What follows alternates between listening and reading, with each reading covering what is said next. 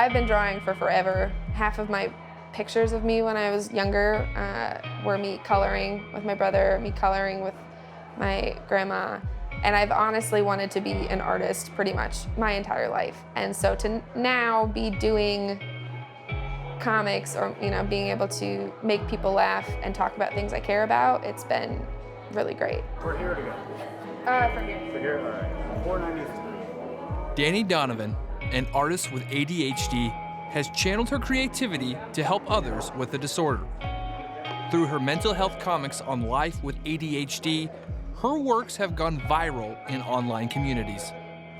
It wasn't on purpose. I did not start making comics with this intention of like, I want to have this larger conversation about ADHD and I'm gonna make this whole series of stuff and we'll see what happens. That was not it.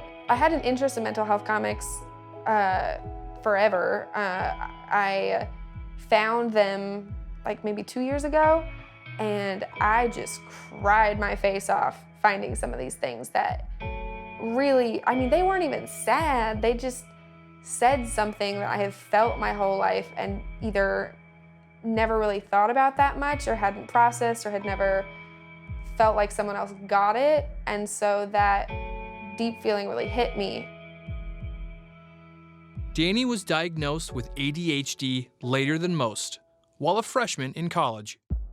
It's such a relief for me and for a lot of people to have not a reason, but an explanation for, well, maybe this is why I've felt different my whole life. ADHD stands for Attention Deficit Hyperactivity Disorder.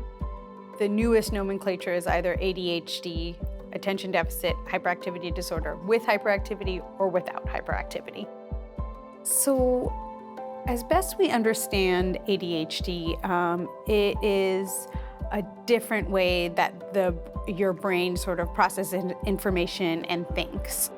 It has nothing to do with intelligence or ability to learn. It's more related to how you think and how you learn. For me, I kick into this thing called hyperfocus a lot, which not everyone with ADHD has.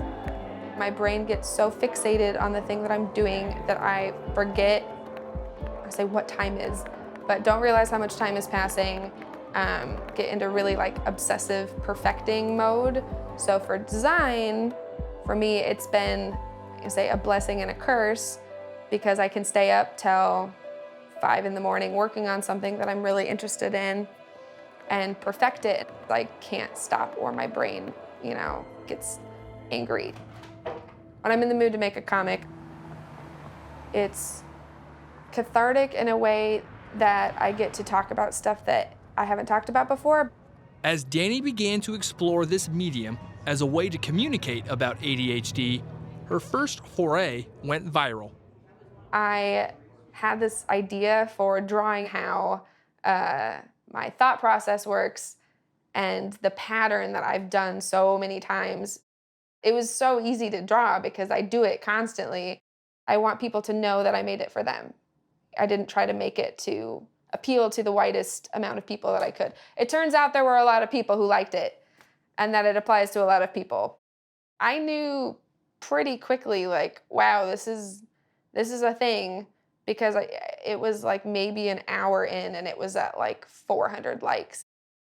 It was viewed by like 24 million people in like 3 days.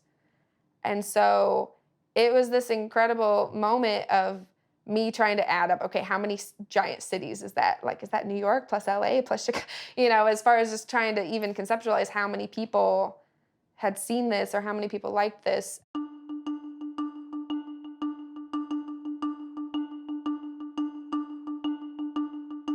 It's definitely rewarding work to not just affect people who directly have ADHD, because it is really important to feel understood and seen, especially with a disorder that is much more complicated than, oh, you have attention problems.